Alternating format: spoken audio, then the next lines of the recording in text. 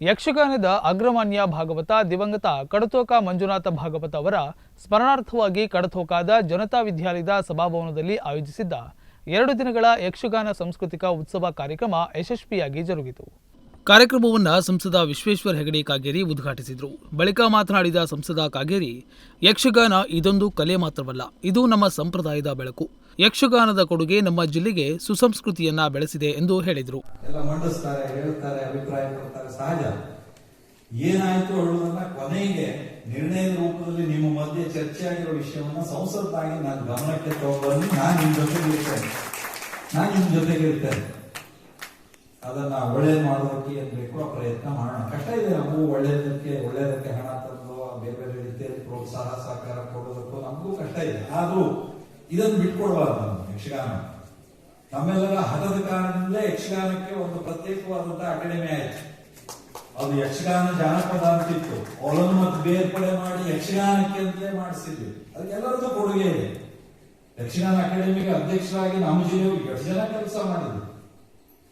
ನಮ್ಮ ಜಿಲ್ಲೆ ಬಹಳ ಜನ, ಬಹಳ ಜನ ಒಳ್ಳೆಯ ಕೆಲಸ ಅವರ ಕೊಡುಗೆಯನ್ನು ಕೊಟ್ಟಿದ್ದಾರೆ. ನಮ್ಮಲ್ಲಿ ಆ ಯಕ್ಷಗಾನದ ಅಭಿರುಚಿ ಇರುವಂತಹ, ಅದರೊಳಗೆ ಒಂದು ಸಾಧನೆ ಮಾಡಿರುವಂತಹ ಜನ ಇದ್ದಾರೆ. ಹಾಗಾಗಿ ನಿಮ್ಮ ಅನುಭವದ ಚರ್ಚೆಯ ವಿಷಯಗಳು ಅದು ನನ್ನವರಿಗೆ ಬರಲಿ.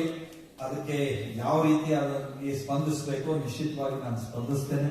ನಮ್ಮ ಶಿವಾನಂದು ಪ್ರತಿ ವರ್ಷ ಗುಣವಂತೆಯಲ್ಲಿ ಕೆರೆಮನೆ ಕಾರ್ಯಕ್ರಮಗಳನ್ನು ನಿರಂತರವಾಗಿ ಮಾಡ್ತಾ ಇದ್ದಾರೆ.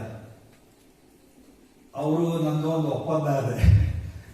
ಕಾರ್ಯಕ್ರಮದ ಅಧ್ಯಕ್ಷತೆ ವಹಿಸಿದ್ದ ಶಾಸಕ ದಿನಕರ್ ಶೆಟ್ಟಿ ಅವರು ಮಾತನಾಡಿ, ಯಕ್ಷಗಾನ ಭಾರತೀಯ ಸಂಸ್ಕೃತಿಯಲ್ಲಿ ಪ್ರಮುಖವಾದ ಹರ್ಷೋತ್ಸವ ಮತ್ತು ನೃತ್ಯ ನಾಟಕೀಯ ಸಂಪ್ರದಾಯಗಳಲ್ಲಿ ಒಂದಾಗಿದೆ.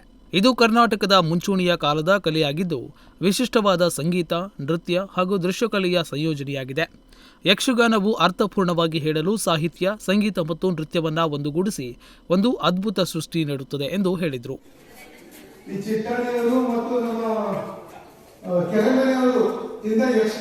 ಬಂದು ಕುಡಿದು ಹೋದ ನಂತರ ಯಾವ ಕಲಾವಿದರು ಬಂದು ಕುಡಿದ್ರು ಅದು ಗೌರವ ಆಗ್ತದೆ ಅನ್ನುವಂಥದ್ದು ನೋಡಿ. ಅವರ ಮುಖ ನೋಡಿದ್ರೆ ಬಹಳ ಖುಷಿ ಅನಿಸ್ತಾ ಇದೆ.